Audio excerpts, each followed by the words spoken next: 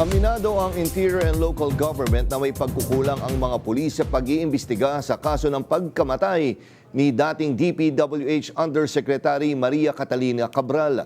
Nagpaabot naman ng pakikiramay ang Malacanang at sinabing ipapaubaya na sa mga investigador ang naturang kaso. Yan ang umarangkadang balita ni Christian Bascones.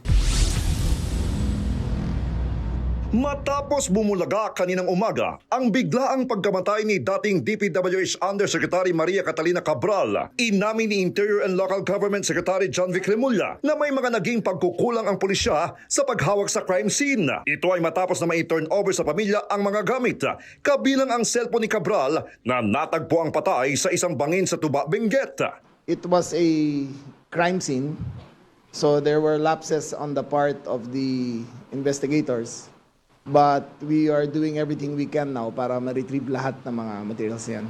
The cell phone will be analyzed later. We're asking it from the family kasi kinuha nila. So we're gonna ask it later. Ayon pa kay Remulla, hanggat hindi pa natatapos ang autopsy at mga salaysay ng mga witness, lahat ay ikinukonsidera bilang suspect, kabilang na ang driver ni Cabral na si Ricardo Munoz Hernandez na kasama niya bago ang insidente. Sa salaysay ng driver, bumabiyahe sila ni Cabral sa Cannon Road papuntang La Union bandang alas 3 ng hapon. Nang hilingin ni Cabral na ihinto siya sa isang bahagi ng Cannon Road at pabayaan siya doon. Pagkatapos, pumunta ang driver sa kalapit na gasolinahan at nang bumalik bandang alas 5 ng hapon, hindi na niya natagpuan si Cabral.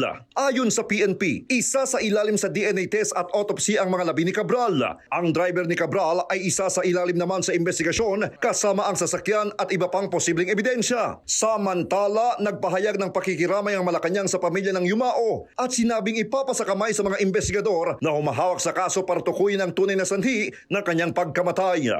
Nakikiramay po tayo sa pamilya na naiwan po ni former Yusek Catalina Cabral. At nakakalungkot po ang nangyari.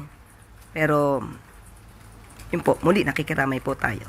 Iginagalang umano ng palasyo ang pribadong buhay ng pamilya ni Cabral at sa kasalukuyan ay walang inilalabas na anumang utos ang Pangulo kaugnay sa insidente. Nauna na ring nagpahayag ng pakikiramay ang Department of Public Works and Highways sa pamilya ni Cabral at kinilala ang mahigit 4 na dekalang serbisyo niya sa ahensya. Ako si Christian Bascones ng PRTV News, nagseserbisyo para sa Pilipino.